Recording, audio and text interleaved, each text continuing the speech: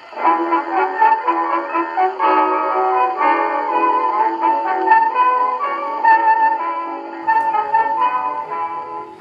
and welcome to another episode of Off the Menu. I'm Vincent Frankine from Tumblr House, here with the great Charles Coulombe. It's autumn. It's the first day of September. Yeah. Cool breezes, a lot of wafting through. Yeah. It's only about 113 degrees outside right now. That's that global warming. I guess. Ever since Al Gore made that film, we've had it. He's responsible. No, it's true. He's responsible. We all know that. Wow. No, but this does lead us into a thing, ladies and gentlemen. That's a very modern thing to say. It's a thing. It actually is hot as Hades. So if you see either Mr. Frankini or myself broiling, think of two things. One was suffering for you and your sins. And we're not going to, break down the formality just because we're sweating. The second thing, though, is that it's like we have our own steam bath going on here right now. So just to bear in mind, wherever you are watching this, we are very uncomfortable right now. So. Yeah. All right. Anything else? Any saints say? Saint Viviana? Well, yes, today is the 1st of September, so we have several saints. St. Giles, who was a monk and a hermit then a monk. St. Viviana, the patroness of our great city of Los Angeles, co-patroness with the Our Lady of the Angels. There are a few others, and in the Byzantine Rite, today is the first day of the new liturgical year. Wow. The addiction, as they call it. The addiction? Not addiction. Indiction. Oh, indiction. Like you were indicted or something. But the addiction. Wow. Okay. And that, so the Byzantine Rite, both Catholic and Orthodox, this is like their first Sunday in Advent. Their Advent starts today? Well, not yet. What they call St. Philip's Fast is a bit later. But this is the beginning of their new liturgical year. Wow. And the other rites, the Copts, the Maronites, the Armenians, all these guys, they come filing in at different times through September and October. We're actually the very last, we Latins, yeah. I knew the Copts had a really long Advent. Yeah, they do. So well, they go in for fasting constantly. It's like they took the thing seriously or something. They do. It's it's like mandatory vegan for them. It's unbelievable. I used to be a member of something called the Society of St. James of Jerusalem. I was really worked for the president, who was a Catholic, Jesuit priest, and there would be lunches every month at a different apostolic church. In other words, Catholic, Eastern Orthodox, Coptic, Russian Orthodox, Armenian, Syriac, and so forth.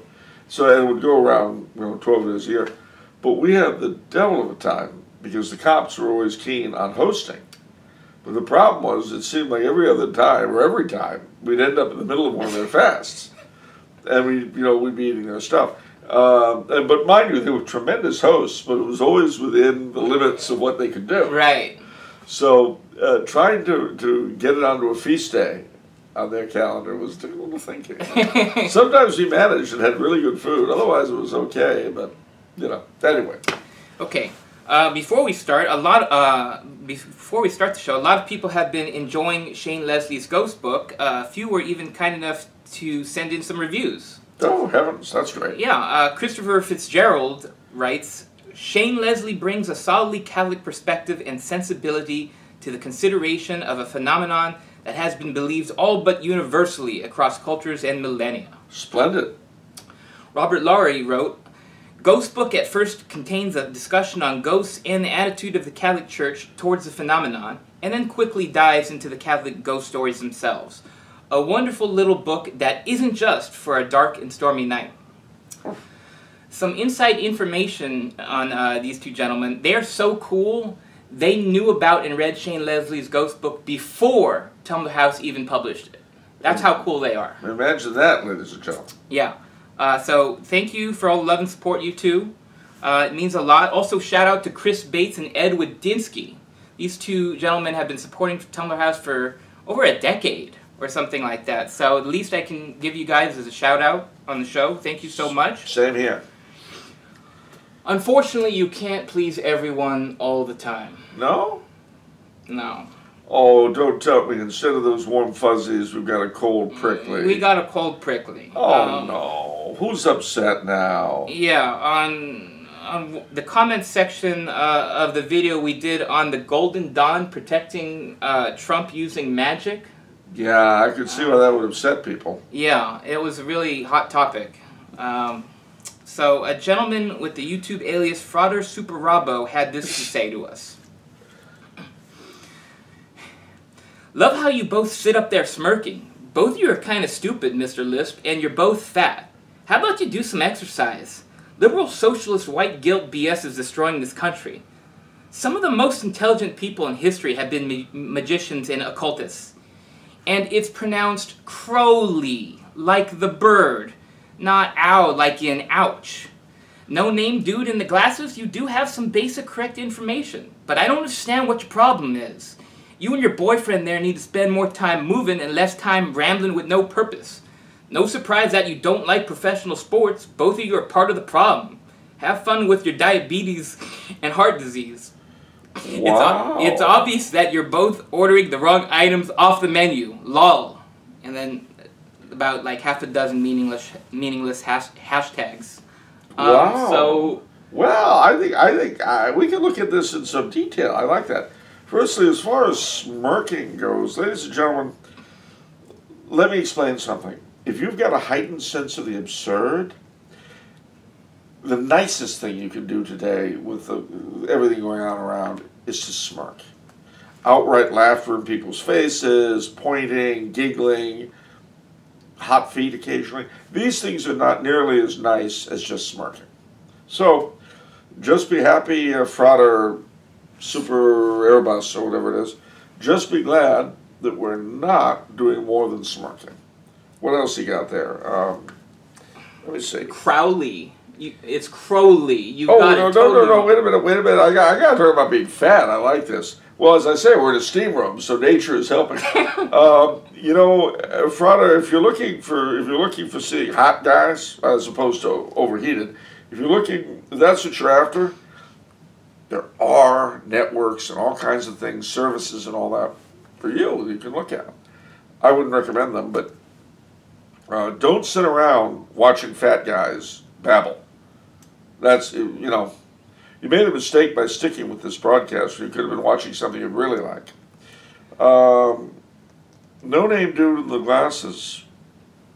I guess that's me. That's you. Actually, my name is Charles Coulombe, and if you've seen the thing, you'd know that. Anyway, I do have some basic correct information. That's nice, but I don't understand what your problem is. Does he mean I've got a problem because I've got basic correct information? We're making fun of the Golden Dawn and their fascination with the demonic. Well, the Golden Dawn didn't have a fascination with the demonic, but that brings us into Crowley or Crowley. Mm-hmm. And that, I got to tell you, and yes, you're right, some of the most intelligent people in history have been magicians and occultists. That's true. Some of you have been Jesuit theologians. Same sort. Anyway, as far as Crowley, it's like Jerome or Jerome, Augustine or Augustine. It's one of these names that are pronounced both ways by people, and you'll find that if you pronounce it one way, somebody will correct you vociferously. But then if you adopt their pronunciation, the next person you talk to will correct it vociferously. You can't win. You can't win. So the thing you should do, although I've never had the guts to do it, frankly, is to come up with some pronunciation that only a moron would use, and then correct everyone else for not using it. It's pronounced Crowley, like that, If nothing else to be obnoxious. You and your boyfriend there, no. He's too old for me. And he's too him. And his girlfriend would object, I think. Need to spend more time moving, less time rambling with no purpose. Well, you need to spend less time watching podcasts you don't like. No surprise you don't like professional sports. Both of you are part of the problem. All right, so I take it you're a professional sportsman and an occultist. Interesting. And since you're a Crowleyite, you might be into sex magic, which would explain why he needs physical beauty. It makes sense if you think about it. Have fun with your diabetes and heart disease. Well, I don't think either of us have that yet, but there's always something to look forward to. It's obvious that you're both ordering the wrong items off the menu.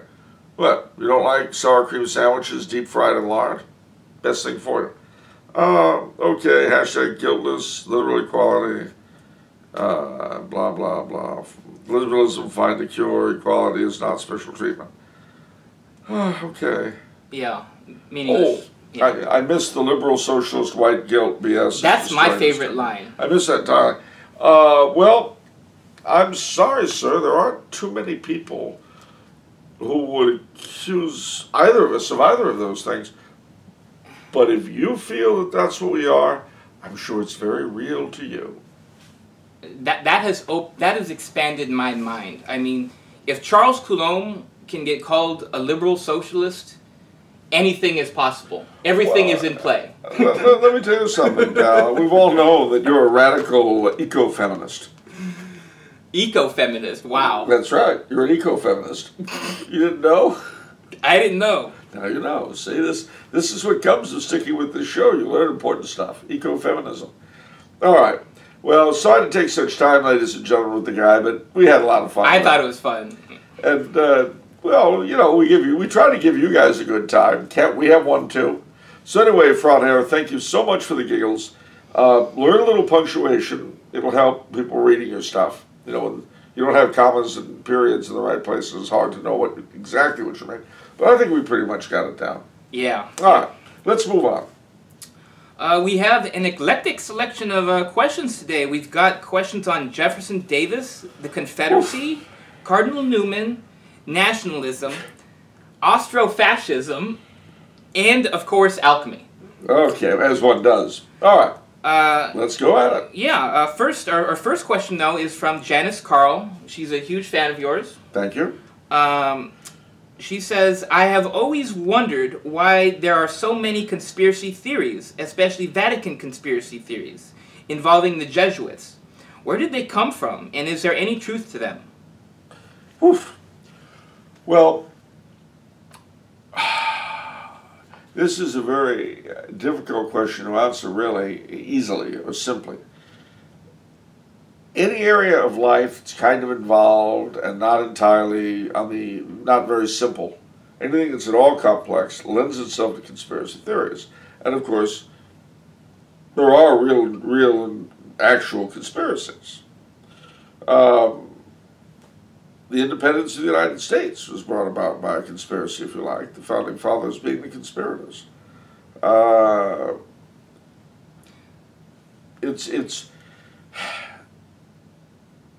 Where they come from, of course, is that the less people understand about the way a system works, and the more the system itself is kind of monopolized by a few, the more you'll have conspiracy theory, quote unquote. As far as the Jesuits go, they have been, since their foundation, the targets of conspiracy theory. And it was not unfounded in the sense that they were not the most open and honest of people. But you have to understand why that was. They would go into places like England and Northern Europe under assumed identities in order to minister to the persecuted Catholics. And these are people going to places like England or Sweden where it was a capital crime to be a priest. So, you know, when you read the trials of the early Jesuits, the one thing that they're attacked for is being Catholic priests, which they'll be executed. And then the second thing is not admitting up front that they were Catholic priests. Well, you know, they're trying to defend their lives and stuff. But because of this necessity, Jesuits in particular developed this whole system of what is called casuistry, which allows one to make mental reservations so that you can perform what would be in other circumstances a lie.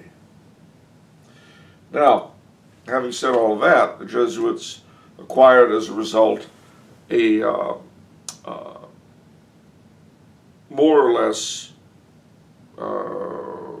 true, more or less false reputation for being crafty and dishonest. But they were also well known to be the most intelligent of the orders because up until the 60s, when they got rid of it, they had an extremely intense educational system. The idea was that any Jesuit, having had his education completed, although they did live in community, should be able to operate as a sort of missionary on his own in the middle of nowhere for 40 or 50 years. That was the idea behind the Jesuit education. Well, the most recent set, of course, of Jesuit conspiracy theories have to do with their role in the current collapse of the church. And of course, the fact that the Holy Father is a Jesuit himself doesn't help. The fact that, he just came out and said he sought psychoanalysis. Oh, okay. I haven't read the book yet, but... What do you mean, the book? Well, he's got a book about him that's just come out, in which he talks about his psychoanalysis and the women in his life and so forth. Oh, what's it called? I don't even know that. It's just come out. Okay. Fortunately, it wasn't on Eye of the Tiger, so it's not a joke. Uh-oh. Nah, it wasn't. Okay. So, anyway, and of course, my late lamented friend, Father Malachi Martin, certainly added to it with his book, The Jesuits. Definitely.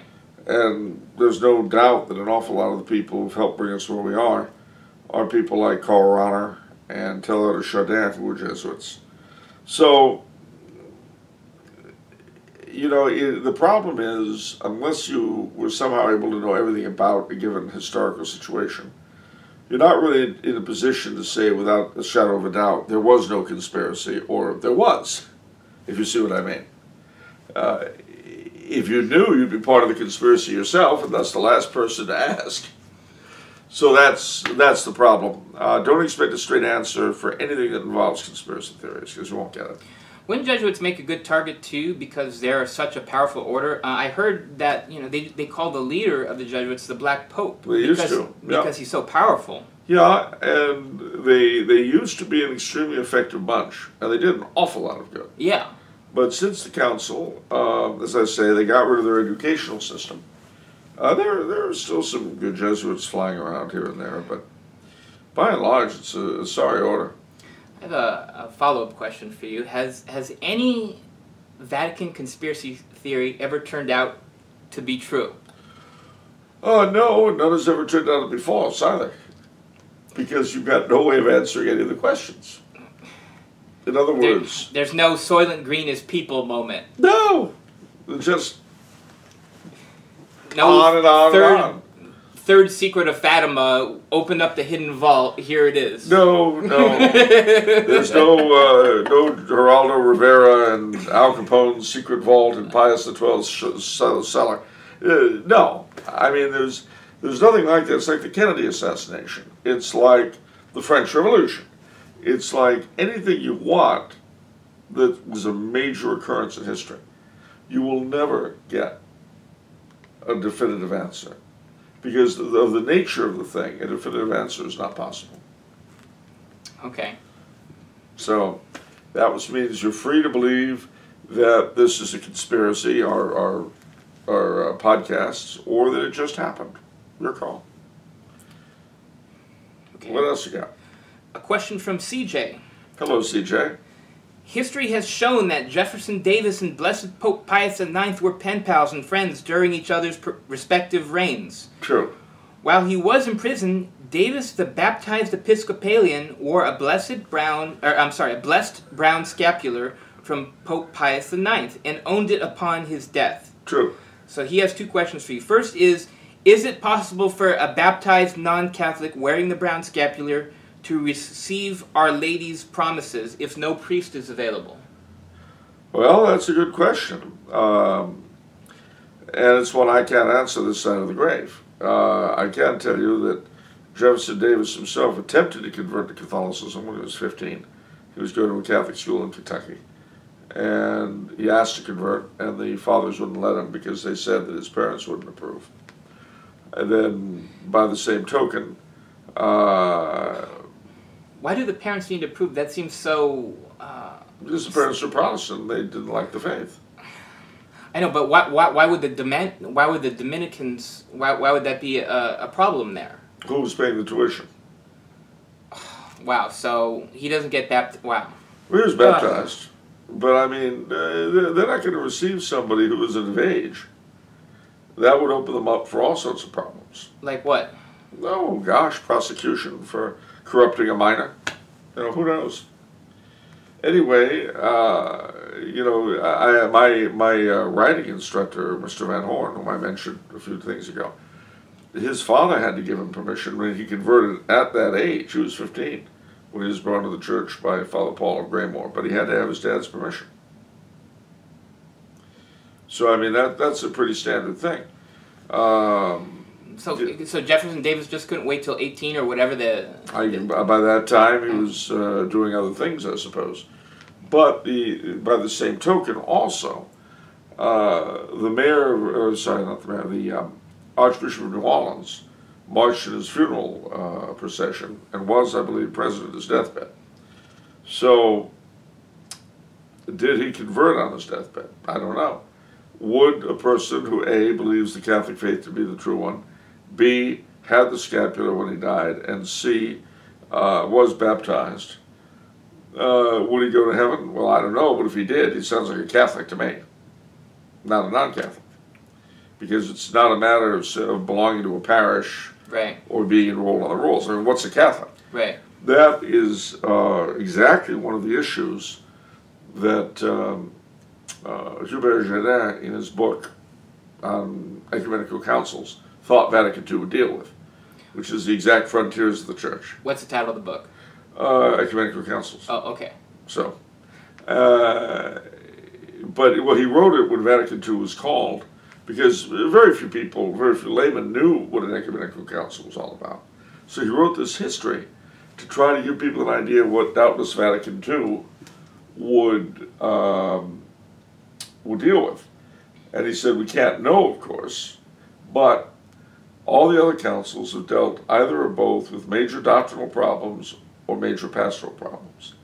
He said the major doctrinal problem of our time is the nature of the Church, its place in the order of salvation.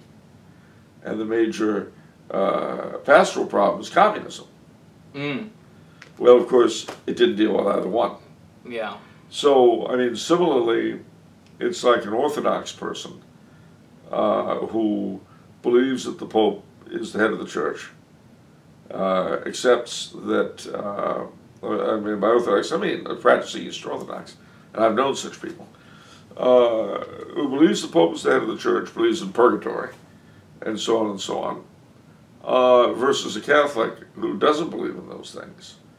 Well, which one of them is Catholic and which one of them is Orthodox? And which one dies inside the Church and which one dies outside the Church? That's complicated, though, and we like labels, and that makes things simple. I'm so sorry. Well, my answer to that is, I'm just glad I'm not the judge of the living and the dead. It's not my problem. Above my pay grade. Talk to God, He'll tell you, or He won't. And you'll find out yourself at the end of time anyway. So what else we got? Well, his second question was the Confederacy a missed opportunity for the Catholic conversion of America? Oh, sure. But, of course, so was the Constitution. I mean, our history is nothing but a series of missed opportunities for the conversion of America. The thing with the Confederacy that was interesting is that although there were far fewer Catholics in the South than there were in the North, they were much more influential. They were in a much higher social class. They had more of an effect on policy than they did in the North. I think CJ is asking, would America essentially be more Catholic if the Confederacy won? Oh, it's hard to know, because the question is, would the Confederacy's Catholics have been more evangelistically minded than the Catholics of America as a whole? And the answer is, I don't know.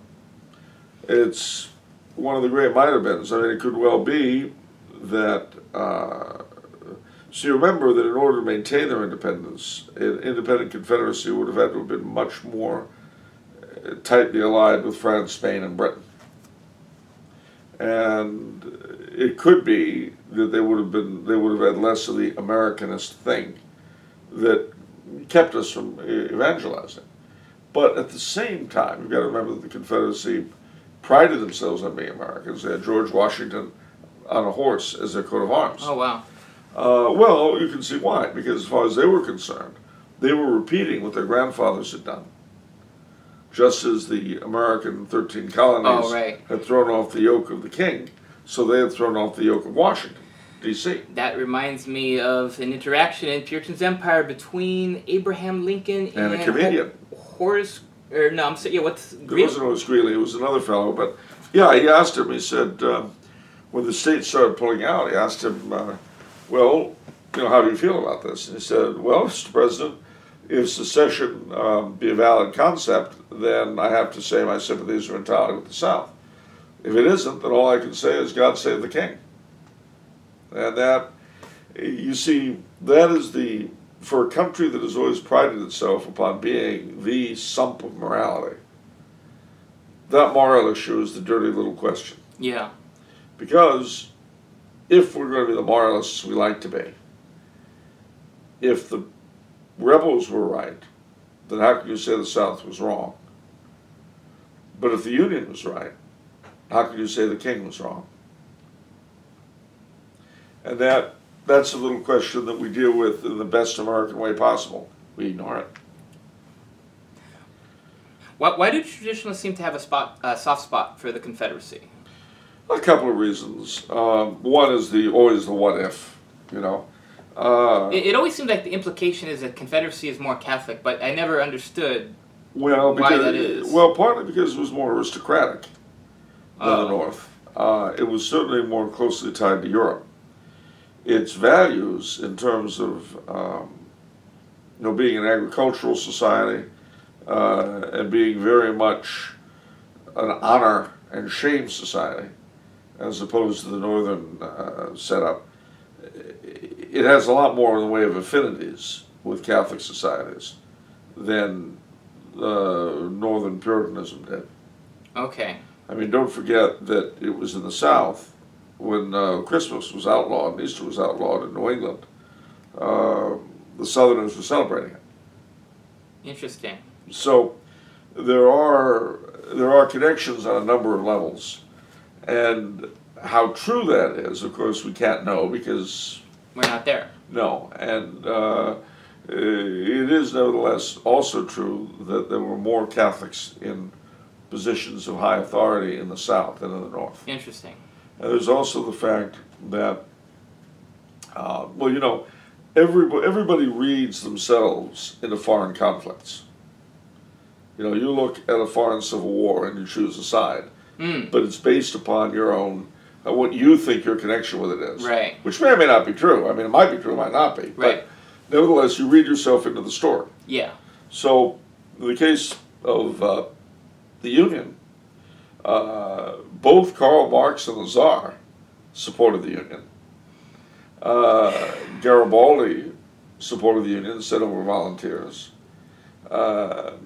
European radicals saw the Northern cause as their cause. Contrariwise, you have the you know, Neapolitan legitimists who were just getting over the reunification. A number of them came over here to fight for the South.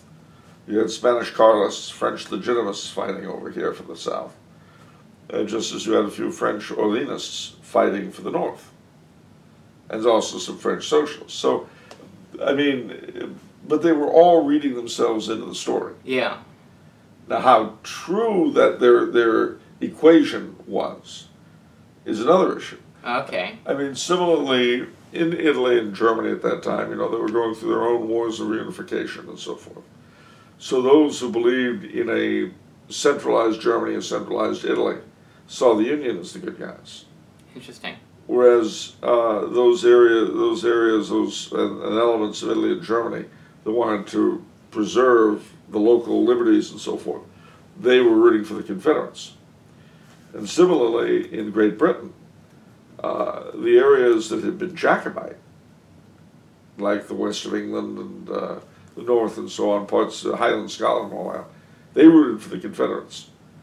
But the areas that had been very Whig, like Bristol and London and so on, they often rooted for the Union. The only places in Britain where this was altered was in areas that were heavily mercantile by that time. Yeah. and were dependent on the Southern cotton. They were just in favor of the South because of the cotton issue. Okay. So I mention all this because that's why. I mean, Catholics look at the South, a lot of them. Black Catholics don't necessarily. But a lot of Catholics look at the South and they see a place, especially today when everything we hold is being attacked by the macrocosm. And when the Confederate symbols are being attacked by the same people who are attacking us. You see. Yeah. That gets very, very difficult. One of the most dangerous things, I think, that the Southern Poverty Shakedown Center did was put out this cartoon that showed the Confederate flag flying, the battle flag. Then it's lowered, and the gay rainbow flag goes up and flies. Well, if the Southern Poverty Shakedown Center are going to put our national division in those terms, you know, you're queer, you're Confederate. Yeah. That's very bad. Yeah. That's not a good thing. It's a good way to legitimize the Klan. It's a good way to legitimize neo-Nazis and white supremacists. That's what they're after doing. And of course, the irony here is that the Klan hated the Catholics as much as they did the blacks. I remember a Klansman's son taught me a wonderful little ditty that went, "I'd rather be a Klansman in robes of snowy white than be a Roman Catholic in robes as black as night. For a Klansman is an American, and America is his home. But a Catholic owes allegiance to the Dago Pope of Rome." I remember that from Puritan's Empire. Isn't that sweet? I love that one. Yeah, it's a beautiful one. But again, for the Catholic to wholeheartedly swallow Southern culture would be like us wholeheartedly swallowing American culture, which we did. But having said all of that, I would be lying if I said that I don't have a lot of sympathy for the South myself. Okay. Just a recap, just to clarify, if only for myself. So it seems, okay, Karl Marx supported the North, but that doesn't mean that the North was Communist. No, by no means. But it seems like a lot of people are looking at who supported the South, who supported the North, and then they're making judgments based on that. But that's not necessarily true. Not necessarily true. Okay. And you can make all sorts of arguments backwards and forwards. Again, it's sort of like today, when you see the divisions in our own country now. Yeah. And you see what people are dividing over. You know, where does that put you? You know, where do you stand? And in any civil conflict, especially the kind that break into civil war, there's a host of things beyond ideology, in with and under ideology, that determine where someone ends up. And for everything you can say about this side, or everything you can say about the other side, I can show you a ton of exceptions. I see. So that's the other thing. I mean, one of the things I think I pointed out, maybe not on this show, but it's worth thinking about, is that if you take those original 13 states, from New Hampshire down to Georgia, and you know that, of course, in the South you had areas that were pro-Union, and in the North you had areas that were heavily what we call Copperhead. So they opposed the war against the South, and they either were pro-Southern or at least were pro-states' rights. Contrary-wise, Southern Unionists were against leaving the Union. All right. If you look at the areas of the 13 original colonies that had been loyalists during the Revolution, you'll find that those same areas, when they were in the North, tended to be Copperhead. But in the South, they tended to be Unionist. Why is that? Well, my supposition, my guess, is that in all three cases, the imposition of independence, in the North, the glorious war to force the South back in the South, the glorious war to free the South from the North, were perceived in those areas as the actions of the people who are already in charge, the dominant classes. So it's like the fellow who already runs you, you're used to his smacking you around, comes up and says, "Join me for the glorious cause." And you're like, I don't know about that. Interesting. I'm not so sure it's that glorious, and you're an annoying dog in peacetime. Why would I really want to follow you and lose my life for something you think is great? So all these things work their way into it. Yeah. Now, you can't just reduce it to that either, but they're all mixed in with it, which is what makes all this stuff so complex. And then you throw in things like conspiracies and this and that and the other, and believe me, trying to make sense out of history is a lifetime effort. Okay. A gentleman who goes by the online alias Blogs wrote in saying, Charles, has the church ever given any thought to the possibility that some of the gods of the Gentiles were actually angels of God, and therefore helping guide these people in an imperfect manner? I know Cardinal Newman wrote a tract on natural religion, and did not completely condemn these systems of belief. Any thoughts? And for my own benefit, what are the gods of the Gentiles? The gods of the Gentiles are the pagan gods. Oh, like Greek mythology and... Yeah, and Norse mythology and any pagan system of Hollywood. Oh, no, sorry, not Hollywood. We don't worship our producers and directors as gods yet. Anyway, but yeah, it's any system of pagan theology, if you will. Okay. Well, you've got several different things going on at once. It is true that there's such a thing as natural religion. And we've had occasion on other episodes to talk about the original revelation given. Right. And you will find bits and pieces of this here and there. Most pagan religions have a sort of sky god or a father god who generally is way off somewhere. And very often they don't even bother paying him any kind of worship or honor, because the ones that are clustering around us in the here and now are the ones you have to deal with. The great sky god or creator god or father god, whatever it happens to be, is so benevolent and beneficent you can ignore him safely. The ones you've got to deal with are the ones right here. Okay. Which sounds a lot like trafficking with demons if you think about it. Just like that sky god or whatever sounds a lot like St. Paul's unknown god. Okay. So you're saying, so basically you're saying no, these aren't angels of God. No, because if they were angels of God, they'd tell them the truth. And we know they didn't tell them the truth, because if they had, they wouldn't be where they are. And the thing is that, let's say for a minute you didn't have revelation. And let's say that you're visited by a demon who demands worship. What are you going to do? I see. You know, especially because whatever bit of the original revelation you had has been really distorted under the influence of the demonic, as well as human desire for untruth, for convenience. We human beings all want something that feels good or makes sense to us. Yeah. So the combination of that and the demonic desire to destroy and distort works in tandem to produce false religion. That, however, does not change the fact that there is a natural religion, a natural religiosity, which usually gets filled whenever a missionary turns up. Although there are examples of people in such an area being of such goodwill that the faith has been brought to them miraculously, like Sister Maria de Agreda in the American Southwest. Oh, yeah. She bilocated. She bilocated, but obviously she wouldn't have done that if there had not been natives here of sufficiently goodwill to want the truth directly, so they got it. But that doesn't happen very often. Yeah. Because human beings, as a rule, we're not that good-willed.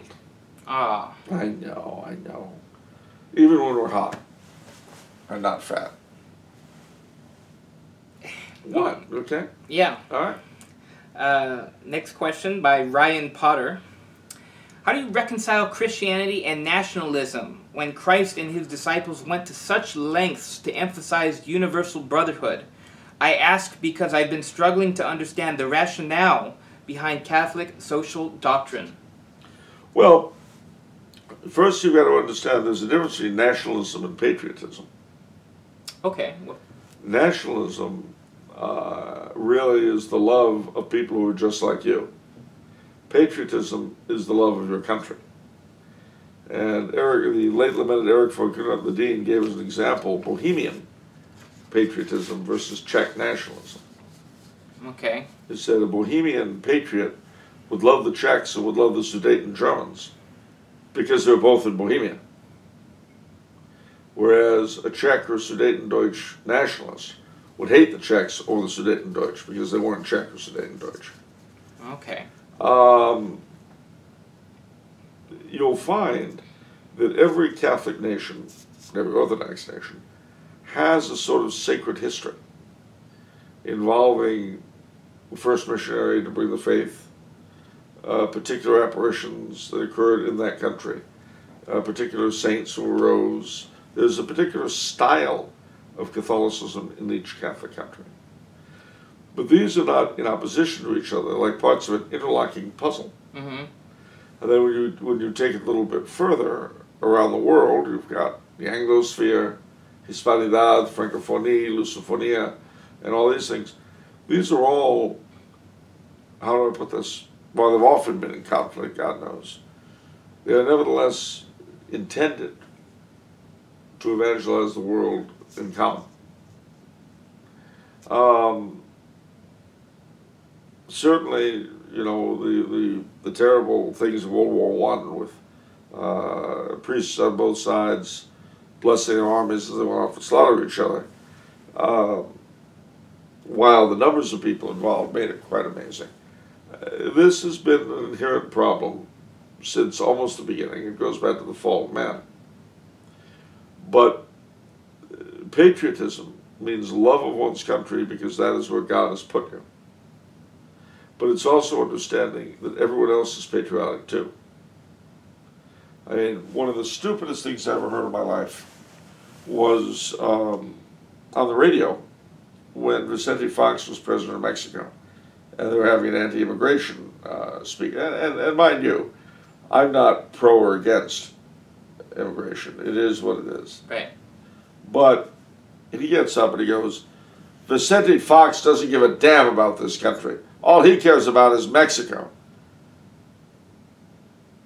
Yeah. Because who pays his bills again? Who pays his salary? Oh, that's right, the Mexicans.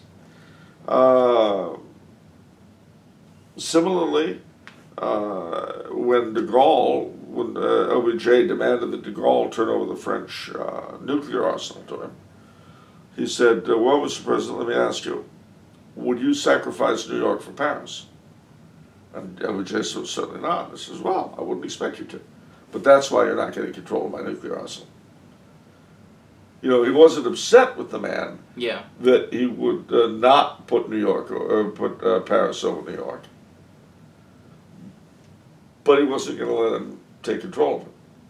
So, the answer to your question is that you have to look at the nations of the earth not as inherently inimical places, but pieces of a big jigsaw puzzle. Yeah. Which fit together ultimately. And they will fit together more easily and in a much better way once they are authentically and integrally Catholic. Okay. Jared has two questions for you. His first question is, what does the illustrious Mr. Coulombe think about fascism in general, and specifically the Austrofascism that the late Chancellor Dollfuss espoused?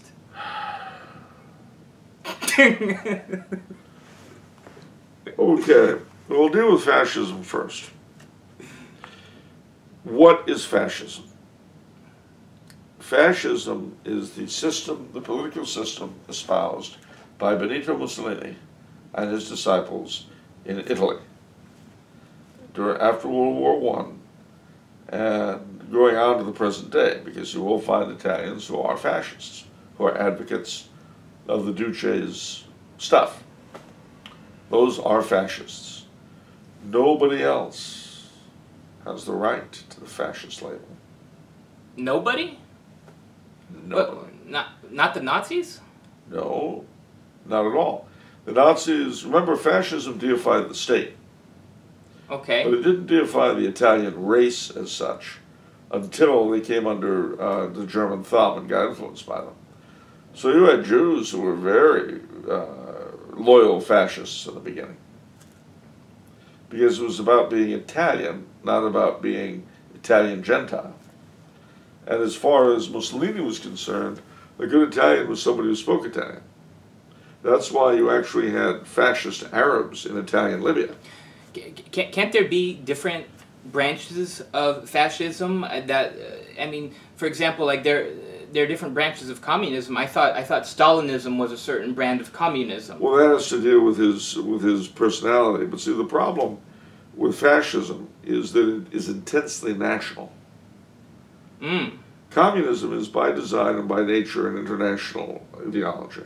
Okay. Now, yeah, it has different branches. Fidel Castro and Kim Jong-il were not the same.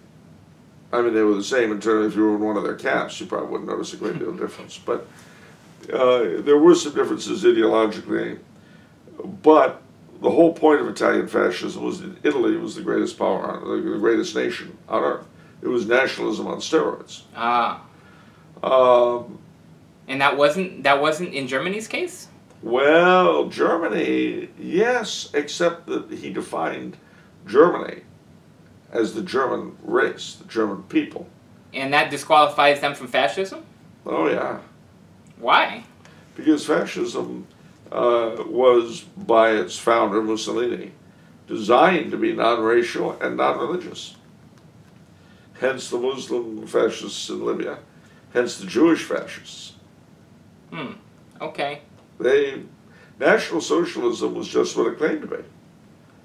It was socialism for a particular nation, the German nation. They would hold all things in common, ultimately. But he found I didn't really like the Germans either. They weren't worthy of him. That's why I wanted to bulldoze Berlin. Okay. But I tell you that, you could refer to, you see in the 60s, they started the practice of calling anybody one doesn't like fascist. That's why we say Islamo-fascist today. Now, what has Islam got to do with fascism? Nothing, except when you don't like them. You might as well talk about Judeo-fascists if you don't like Israel. Or, I don't know, liberal fascists if you don't like, anybody that don't like is a fascist. And it doesn't have to make any sense. Why should it? I'm an American. Not making sense is my birthright. We fought a revolution. We came 3,000 miles by sea to escape old world logic. And we succeeded. In trying to force us to think rationally, you are undoing 250, 300 years of freedom. Yeah. So, seriously, you will find a whole family of ideologies in Europe between the wars and after that people like to call fascist. But if you actually look at them, their differences are enormous. And a lot depends upon what their connection to modernity was. I mean, Mussolini, remember, started out as a socialist. Okay. He was named Benito after Benito Juarez. The Italian for that name is Benedetto. Okay. So he basically found, through the Italian socialists' desire for pacifism in World War I, that no, we'll break with them. So initially, fascism was nationalist Italian socialism. And there it does have something of a connection to Germany because, of course, Nazism was National Socialism. It's interesting that we never say National Socialism because we don't want socialism to be used about people we don't like. Ooh. But you're on to these people. No, I'm accepting. I mean, none of us like things we like to be connected to things we don't like. That would be very strange. That would be. Yeah. I mean, if I hate booze, right, but I love bars, I have a problem. Yeah. So I'll have to say, well, I go to bars because I like the architecture, I like the camaraderie, I like the happy hour food, you know, but I'm not going in there because people drink booze. That's the last thing in my mind. And so it goes with anything else, you know. I love gardening, but I hate flowers. Well, all right, that's great. Anyway, so as I say, if you look at each of these different groups that we tend to lump together as fascists when we go to Marxist-run universities. Oh, sorry, that came out wrong. All of them were quite different from each other. What tended to throw them together was simply the fortunes of war. You see, the European right, and this is a little complex, so I'll try to push my, my things like this. The European right, pre-World War I, was defined by one major thing. What? Opposition to the French Revolution. Ah. Now, and you could add other things to that. Belief in the fall of man, as opposed to the liberals who felt that man was perfectible by his own efforts. You could say that the old European right tended to be monarchist and believed in the sort of corporatist, agriculturalist worldview of the pre-revolutionary era and so on and so forth. You go on and on and on like that. Okay. And that's where something like distributism, for instance, has definite connections with the old European right. But you had World War I, and then you had the new technology. Mm-hmm. And obviously, for a lot of people, we're not going back in that direction. The world's gone too far. We've moved on. So what do we do? Then there were other things at play. There was the question of defining oneself as against Marxism once the Russian Revolution had taken over. Okay. And there were border revolutions in Hungary and Slovakia and Bavaria in the early 20s. The Reds tried to take over all those places and failed. So you look at all this stuff, and you look at the fear of communist revolution, and you had groups that might have occupied, as it were, the same spot in their particular society. But, oh, their beliefs would be very different. Then you have World War II. And each group had to decide, in those countries that were occupied by the Axis, how they were going to react. The Axis had declared some of the same people, communists, profiteers, and so forth, to be their enemies. So maybe there are enemies too. You know, the friend of my friend is my friend. Okay. The friend of my... The enemy of my... I can do this. The enemy of my enemy is my friend. That is an easy equation to make. Unfortunately, it's often wrong. Yeah.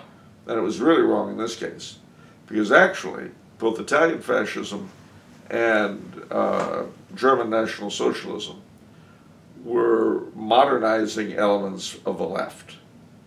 They had no use for the old right except as window dressing and as patsies. Well, then that's one way you could deal with it, is to collaborate with those guys. And if you did, World War II destroyed it. The other way was to resist them. But of course, if you did that, then you're allied with the communists, you're allied with the liberals, you're allied with all these people. Right. You're on the winning side, but then as we saw as the years go by in Europe, you have less and less influence anyway.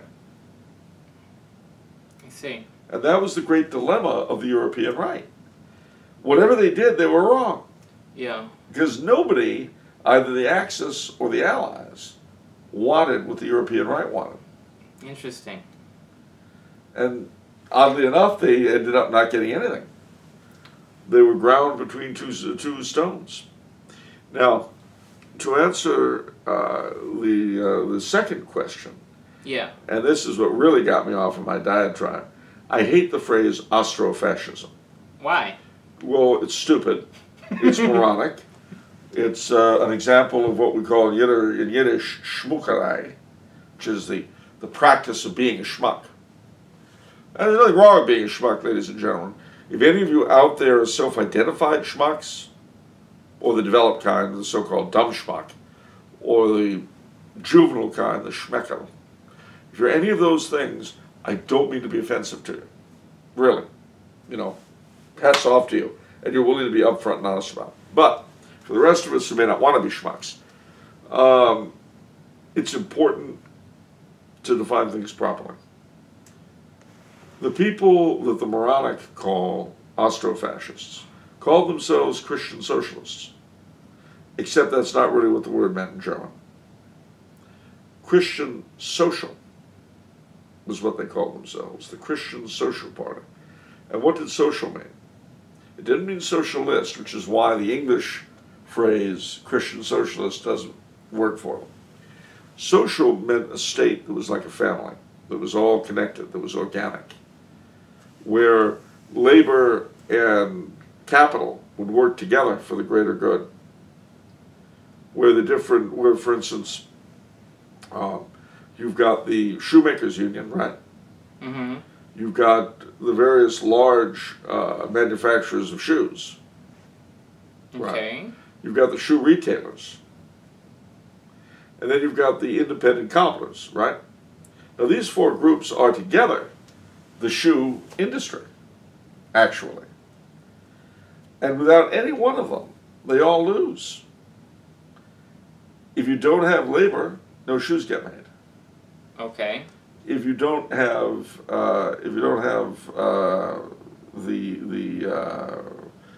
companies, the shoemaking companies, then they don't get made.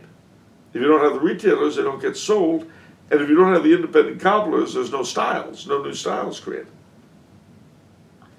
So you need all four, don't you? Yeah. Now in the capitalist system, as in the communist system, these are seen as inherent enemies.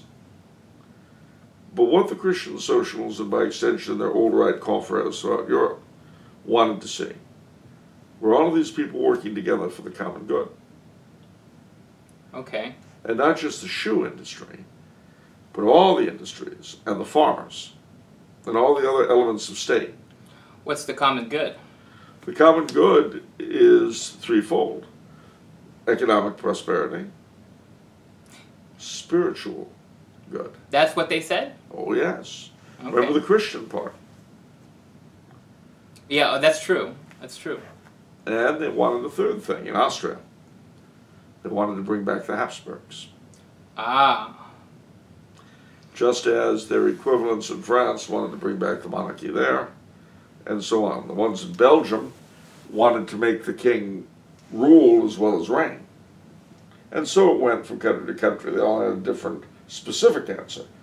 But it was all very much along similar lines. So you asked what I think of the Christian social movement. All four. As for Austrofascism, I feel about that as I do the Tooth Fairy, as I do November 31st, as I do Peyton Place, or any other fictional or non-existent thing. Okay. Let that be a lesson to you. Never let the A word pass your lips again. Same with the phrase clerico-fascism, which these people will also use. Again, if you're going to do that, that's nice, but use it for everything else. So, for instance, the plumber that doesn't come on time, he's a pipo-fascist. If you don't get your mail when you're supposed to, your mailman is a postal fascist. See, just apply it around. Okay. I'm going to defend the person who sent, Jared, who sent in the question, because he put Austrofascism in quotes, so that was not his word. All right, that's fine. You're absolved. But beyond Jared, any of you folks that would like to use that phrase, Austrofascist, as I say, be consistent, don't be hypocritical, and just use it of everybody you dislike. Call the cop that pulls you over to write you a ticket to fascist. See what he gets. See what happens. I'm sure, you may come close to finding out what fascism was really like if you do that. Okay, Jared's second question for you. Can a Catholic practice alchemy and or the Hermetic arts, in parentheses, invocation of angels and the like? Is that what Hermetic arts are, invocation of the angels? What he's speaking of specifically there is theurgy. Well, certainly they did. Up until... Certainly they did. Well, up until the 1500s, all alchemists were Catholics. Wow. Well, what did you think they were? Presbyterian? Well, Solange Hertz, reading her, she seemed to say that alchemists had a root in Satanism and that their first goal was to transmute other substances into gold. Well, yes, and yet others will tell you that it was a question of transmuting the earthy and low into the heavenly and high. Yeah. Which is quite a bit different from merely turning lead into gold. Okay, I think she was connecting it also. She made a connection, I believe. I could be wrong, but I believe she made a connection to Gnosticism, too.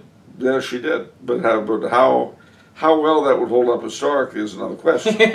Okay. Okay. I mean, you take a man like Pico della Mirandola. He was very definitely a convinced Catholic. Okay. So, part of the problem we run into these things is the tendency to lump one thing with another. Mm. I mean, and I'll give you my favorite example, which is the eye and the triangle. Yeah. That's a Masonic symbol, right? Yeah. Yeah. So why is it on Padre Serra's chasubles? Saint Junipero Serra's chasubles. Okay. Well, one answer is that California was a Masonic plot from the very beginning. The founder of California had the eye in the pyramid on his chasuble. But there's another possibility, which actually happens to be definitely true in this case, and that is that the eye in the pyramid, the eye of the triangle, was a perfectly acceptable symbol of the Trinity. And by the time Masonry picked it up in England, they had not picked it up in Spain. Okay, let's define alchemy and let's define the Hermetic arts. All right. A good question. Alchemy is, in part, the predecessor of chemistry. Right. It comes from the same root word. Okay. It is, in a sense, the transmutation of the base to the higher. The base to the higher. Yeah, the lower to the higher. So it's not potion making. Oh, it can be. It can be potion making. See, that's the problem with these things. It's like I said in magic earlier. It can be a whole lot of things. Some of it good, some of it evil. Okay. But you've got to get down to specific cases. That's a pretty broad definition. Of course it's a broad definition, and it's broad enough to fit everything everybody uses it by. So what do you do when you've got a broad definition? You deal in specific cases. I see. Okay. So you bring, and I'm making these names up, you bring Laszlo the alchemist, and he's trying to make gold, and he uses the blood of infants to do so. He is, at the very least, probably not a nice person. Yeah. You bring Oswald the alchemist. He spends all his time trying to pray to angels to get them to transmute the ordinary life he lives into something of heavenly bliss.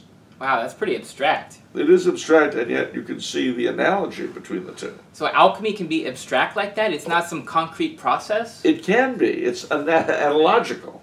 Okay. You see the analogy. You know what I mean by an analogy? Yeah. Okay. Something is like something, but it's not like something else. So, the transmutation of the base, the low, to the higher. Okay. Now, some will claim, and I don't know if they're telling the truth, that's the other fun part. Because you're supposing that everybody involved is being upfront and honest. And that's a whole other story. Okay. But, for some alchemists, it was all about the lead into gold. For others, it was all about leaving behind the dross and grossness of this life of ours and achieving heaven while still alive. Okay. Now, and that's abstract, but you see the analogy between the two. Right, of course. Now, this is why people like Carl Jung and all those guys pore over alchemical texts and all that sort of thing, looking to see them in that light. Interesting. Now, not being a great student of alchemy myself, to be honest with you, as our friend, the Jim occultist, will tell you. I have a Frater Speedo, whatever his name was. That wasn't his name. Anyway, whatever it was. I do have a basic knowledge of these things, but I would be lying if I told you that I'm a specialist or have ever done anything alchemical myself. I haven't. But I know the history of these things. And I know that the same historical facts can be interpreted in many different ways. So Solange was certainly very much a part of one school of history that dealt with alchemy and looked at it that way. Yeah. And those are the conclusions they've come to. Yeah. On the other hand, you've got people, and Jung comes to mind, who saw it in just about the opposite way. Interesting. Now, if you were to ask me which is right, I don't know. You're not going to side with a published Tumblr House author over Carl Jung? No, I'm joking. I don't. Hold on. Not just a published Tumblr House authoress, but someone I was proud to call a friend. That too. That too. And the answer is no. Because I don't know enough about the topic to really make a decent decision. Okay. I mean, look, I could have my best friend in the world be part of JPL. But our friendship doesn't necessarily mean that their latest findings on Mars are correct. Okay. Don't get me wrong, Right. I'm sympathetic to Martian exploration. The more so because of my friend. Okay. But whether or not NASA know what they're doing, I Okay. can't answer that. I don't know. Okay. Well, I thought you might have a similarity because you guys have the same area of ancestry and you guys read the same sort of We do, but I've also read other things. Okay. And you know, I'll put it this way, and this is my example with her. And this, ladies and gentlemen, if you want to know how I feel about Solange, since it's come up, I'm going to make it real plain for you. Solange looked at history in a very fresh and creative way. That's for sure. Well, she did. And we need that.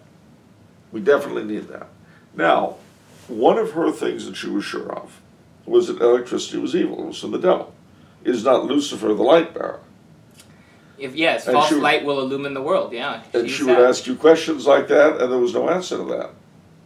Now, do I believe that the electric lights that are illuminating us right now are, straight from hell?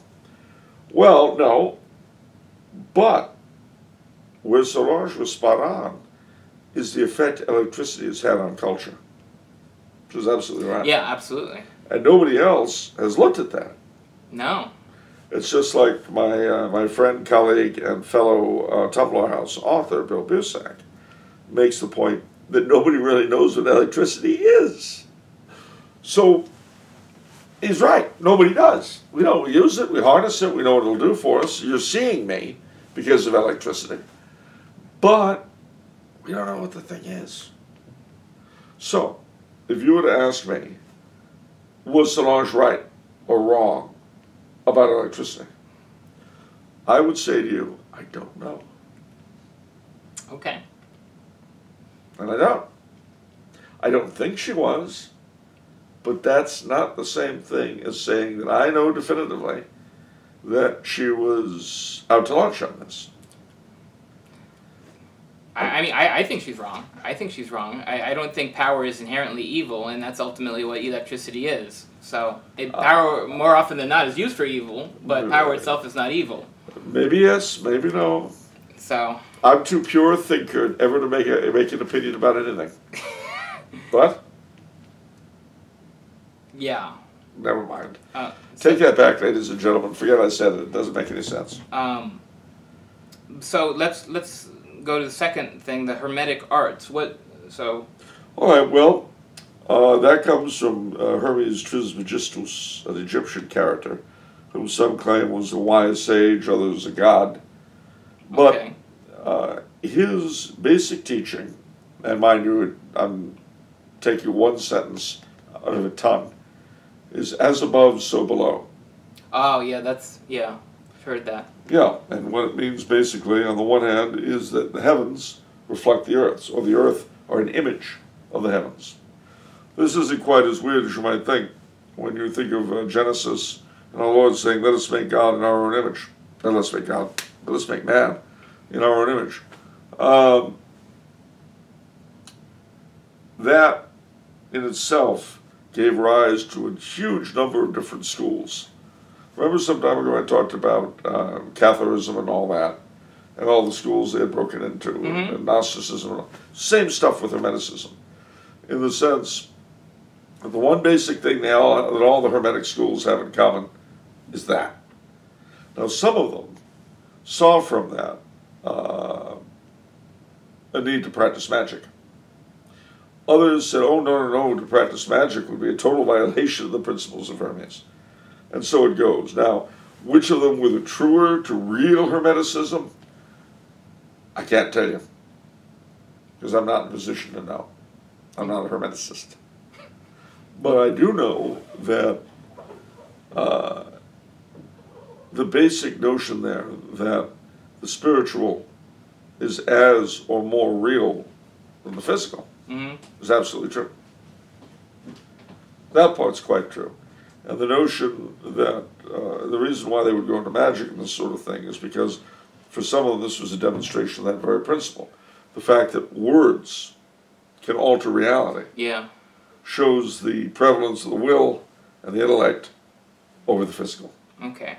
So, but does that mean I think they were all great and all wonderful? No. Okay. Okay, for our last question today, we have a fun hypothetical question from Zane Petty. I love the name. Love the name, too. All right. If America were to become monarchist and Catholic, what royal family would we adopt? Would we make our own or simply take in an old aristocratic family like the Habsburgs? And don't just say, read my book, Star Spangled Crown, available at TumblrHouse.com. I shouldn't say, read my book, Star Spangled Crown, available at TumblrHouse.com. Okay, I won't say, read my book, Star Spangled Crown, available at TumblrHouse.com. I'm not saying that. No, well, firstly, remember that most Christian monarchies, most Catholic monarchies, were established by particular dynasties. It didn't go the other way around. Okay. So, you know, these countries were the creation of their kings. Their kings were not the creation of the country. And that's something you should bear in mind. This is something that monarchists think about a lot, actually. I myself would not really be keen on an American dynasty simply because of the caliber of political dynasties we produce. Most recently, the Bushes and Clintons, the Kennedys, the Roosevelts. Some people really like Jeb Bush. Didn't he consecrate Florida to Sacred Heart? I don't know. If he did, I'm all for him. But, you know, I'm just not a big fan of our American political dynasties. I'm just not. And so if you look at the Europeans, well, you would need folk that had a real connection to this country. I mean, the most obvious in the running would be the Windsors, simply because they're there, and they descend from George III, who was our last de facto king. And of course, they rule Canada, or reign over it anyway. So the easiest, simplest way, of course, would simply be to make the United States another Commonwealth realm. Dump the president, replace him with a governor general. So that'd be one way to do it. The Habsburgs, of course, in their Spanish branch, presided over the initial settling of the Americas, full stop. You know, Ferdinand and Isabella were progenitors of the Spanish Habsburgs. Well, they weren't Habsburg. Charles V, the greatest Habsburg who ever lived, was the presider over the conquests of Mexico and Peru. And his son, Philip II, was king of Spain when the first European settlement in the United States was started in St. Augustine, Florida. So they'd have a claim. The French Bourbons are a possibility, since, you know, in terms of territory, they settled, or owned rather, claimed the largest chunk of the central of the United States, the Mississippi and St. Lawrence valleys and the Great Lakes and all that. And then, of course, the Spanish Bourbons ruled the Southwest. Carlos III founded California, and above all, Los Angeles. So there's a lot of people you could talk about. In my book, I use a fictionalized version of a future Prince of Liechtenstein. I call him the Grand Duke of Lichtenberg, but it's Liechtenstein. The reason being that on his father's side, he's a descendant of both Carlos III of Spain, founder of California, LA, etc., and Louis XIV of France. But on his mother's side, he is the inheritor of the claims of the Stuarts to England, Scotland, Ireland, and their colonies in the Atlantic. So I think that probably if I were a betting man, a wagering man, and we're going to really start advocating for monarchism tomorrow, I would say the best candidate would be Josef Wenzel of Liechtenstein. But he's a little boy, so we've got years to grow up. Okay, we've got a while. We've got a while. Yeah. Maybe we should produce a country worthy of being a Catholic monarchy first. Ooh. Because that's the thing, ladies and gentlemen. If we were simply to impose a monarchy through some weird method, without a change in the people's faith, the people's religion, it would be like putting in the Ren Fair or King Ezekiel in The Walking Dead. Well, wait a minute. Wait, hold up there. You seem to suggest in Star Spangled Crown that it was a top-down conversion process, not a bottom-up thing. It sure was. And in Star Spangled Crown, what I was trying to do was to illustrate how monarchy works in the different elements of society. But in real life, I don't think it could work that way. At least not easily. Okay. The only, what made it a little more plausible is that the people were desperate. Okay. You know, it's basically you take what this guy gives you or you starve, or your neighbor shoots you. You know, your call. Wow. But okay. in real life, it's hardly likely that things would go quite in that direction. What would be much likelier if things got as bad as I described is that the country would just break out. You always said, though, that the people become the religion of their bosses, though. Well, that is also true, and that's why the way it worked out is that eventually Catholicism, because of the king and because of the way things worked out, Catholicism was well on its way to being the majority religion. It wasn't actually there yet, if you notice in the book. Yeah.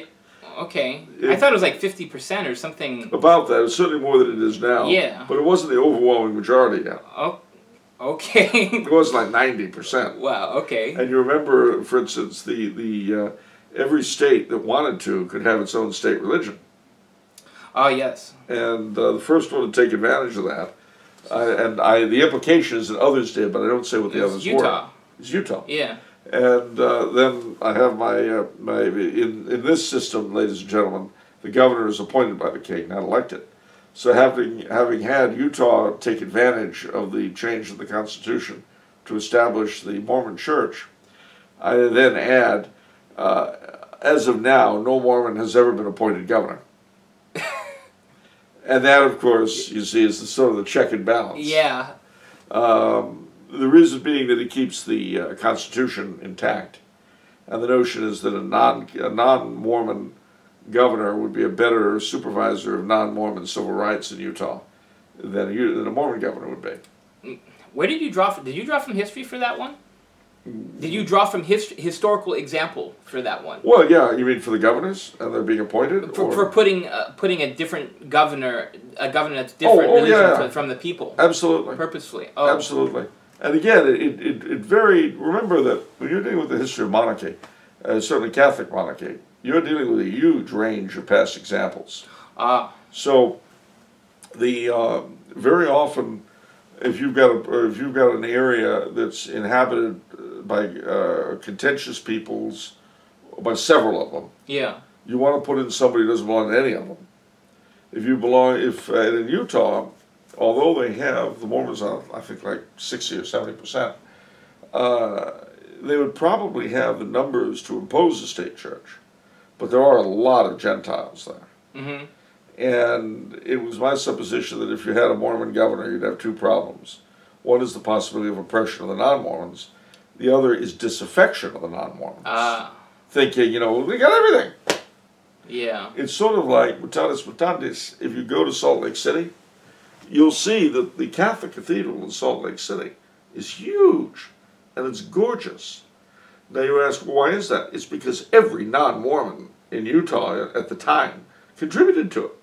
Ah. Not just Catholics, but Lutherans and Presbyterians and Episcopalians and Baptists, everybody, because they wanted to build something that wasn't Mormon. That was good enough? That was the uniting principle? That was the uniting principle. We want to build something that says, this ain't Mormon, it's not all yours, we Gentiles are here too. I mean, Jews gave money to it, Buddhists. Wow. It is the most astonishing thing. And this thing must be gorgeous. It is. It is breathtaking. And, you look at, well, where did this come from? Why? How are they? Because every non-Mormon in Salt Lake kicked in the money, Wow. And then, so when I was thinking about this, I think, well, okay, which of the states would be like this to do this first? Well, Utah, they'd be all at it like a shot. Yeah. But you wouldn't want to appoint a Mormon governor for those two reasons. One is to protect the interests of the minorities, but also to keep the minority from growing restive. Because a Mormon governor appointed by the king would immediately cut them off in their own eyes to the monarchy. Right. Whereas, in this the way I did it, the notion is that the Mormon Church, on the one hand, and their followers would feel warm toward the monarchy because it permitted their established position. Mm-hmm. But contrariwise, the non-Mormons would A, depend upon the monarchy to protect them from the Mormons, and B, feel that they had someone to appeal to over the heads. That's pretty brilliant. That's way more brilliant than our current, the logic behind some of the things going on now. Well, you got to bear in mind that one of the things about monarchy is that it's in a position to be more flexible than a system like ours. Yeah. A system like ours is not really able, because it's not a personal system. They say, well, it's a system of laws, not men. Well, that would be nice if the people being governed were laws and not men. But unfortunately, when you're dealing with people, then you've got all kinds of things going on.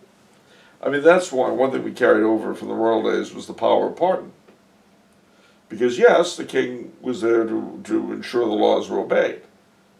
But sometimes things don't work the way they're supposed to. Oh. So, for instance, yes, he was convicted by a jury of 12 good men and true, but the judge was on the take. Ah.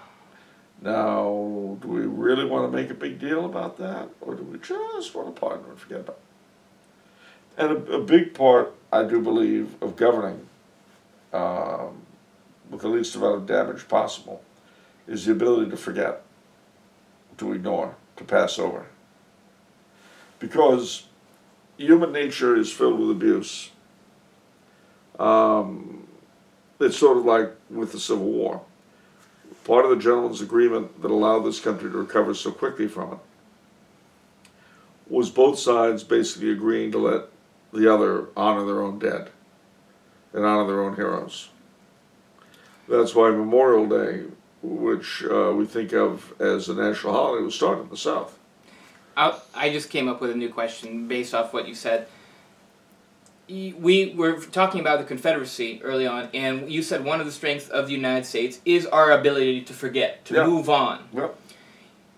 Monarchy, as you've often said, refers to tradition a lot. So, in other words, do monarchies, people living under monarchies, have a long memory? And is that one of the reasons we don't have a long memory, is because we don't live under a monarchy? Does that have anything to do with it? We do not refer to tradition. We are always living in the present. Yeah, but I don't think it's because we're a republic. I think it's... okay. I mean, I'll give you a concrete example with Austria-Hungary. Now, you may remember that in 1848 there was a fairly bloody revolution in Hungary. Mm-hmm. And it was so bad that the Habsburgs had to suppress it with the help of Russian troops. They couldn't put it down on their own. Uh-huh. And the takeover had been bloody, and the repression was bloody. Now, the Habsburgs set themselves to reconciling the Hungarians as much as they could. And they needed to. They had to, because there was no way they could continue without Hungarian support, especially after the defeat by the Germans in 1866. So what happened? Well, not only did Franz Joseph resume the crowning with being crowned king of Hungary, established the dual monarchy whereby Hungary basically ran itself, and allowed them to put up statues to the so-called heroes of 1848. Now those heroes were not heroes to the Habsburgs. And part of the problem also that the dynasty faced was that Hungary, of course, was not just the little country that's there now, but all the neighboring sections were part of it as well. I see. And you had Slovaks, Romanians, Serbs, Croats, and Germans, minority peoples. Yeah. Well, what happens is that these peoples in 1848 rallied to the dynasty and fought the Magyar rebels. Also some of the Magyars too. You've got to remember there were Magyar loyalists who wanted to stay with the Habsburgs. Well, after they had been suppressed by the Magyars before the revolution. So after the revolution, when the Magyars were defeated, the subject peoples all presumed that they were going to get privileges. You know? Mm-hmm. And this was more or less the case until 1867. But now Franz Joseph is in a bad way. He needs Hungarian support. So what does he do? He basically puts the Hungarians on top in Hungary.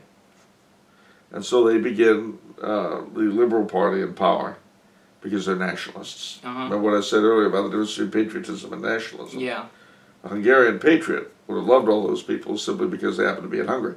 But the Hungarian liberals, who were very advanced, were nationalists. I see. And nationalism was considered very modern, you see. The old idea was personal loyalty to the monarch. Yeah, this guy doesn't speak the same language I do, but we both owe allegiance to the same king. That was all old-fashioned, you know. The modern way was the nation, the nationality. Yeah. Well, what happened from 1867 to 1914 was that the Magyars not only put up their own statues of the revolutionaries, but they, to a greater or lesser degree, suppressed and oppressed the subject nationalities. Now, one of the great dramas that preceded World War I in Austria-Hungary was that Franz Ferdinand, the heir to the throne, was seen as pro-Slav. Mm-hmm. And the Hungarians were worried that when he became emperor and king, he would let the subject nations have autonomy, which is actually precisely what he would have done. They weren't the only ones who were worried about that.